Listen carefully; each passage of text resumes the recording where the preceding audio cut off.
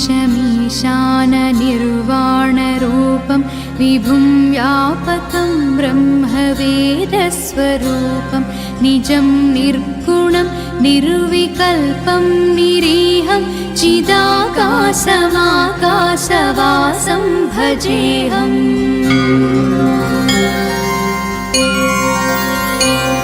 निराकारवोङ्कारमूलं तुरीयं गिराज्ञानगोतीतमीशं गिरीशं कळारं महाकालकालं कृपाणुं गुणाकारसंसारपारं नतोऽहम्।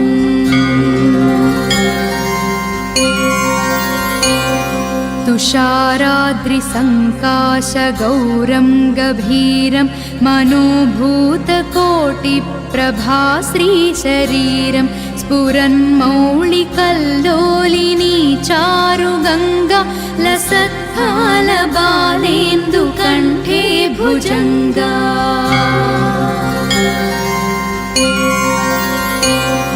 चलत्कुण्डलं भ्रूसुनेत्रं विशालं प्रसन्नाननं नीलकण्ठं दयाळुं मृगाधीशचर्माम्बरं रुण्डमालं प्रियं शङ्करं सर्वनाथं भजामि।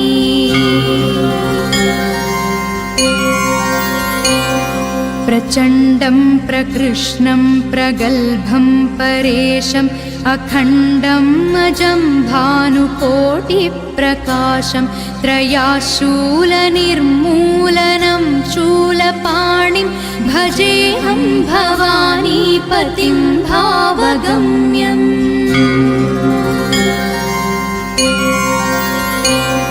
कलातीतकल्याणकल्पान्तकारी सदा सज्जनानदं दाता पुरारि चिदानन्दसन्दोहमोहापहारि प्रसीद प्रसीद प्रभो मन्मधारी।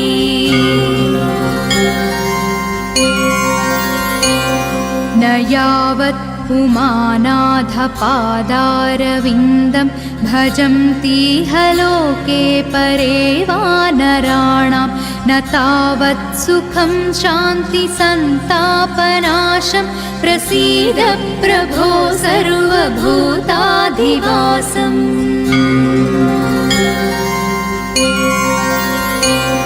न जानामि योगं जपं नैव पूजां नतोऽहं सदा सर्वदा शम्भुतुभ्यं जराजन्मदुःखौघतातप्यमानं प्रभो पाहि यापन्नमामीश शम्भो।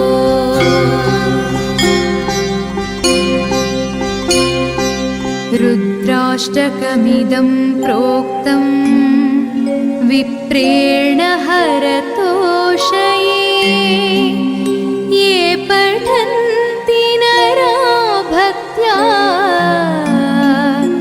तेषां शम्भुः प्रसीदति। इति श्री गोस्वामी तुलसीदासकृत श्री रुद्राष्टकं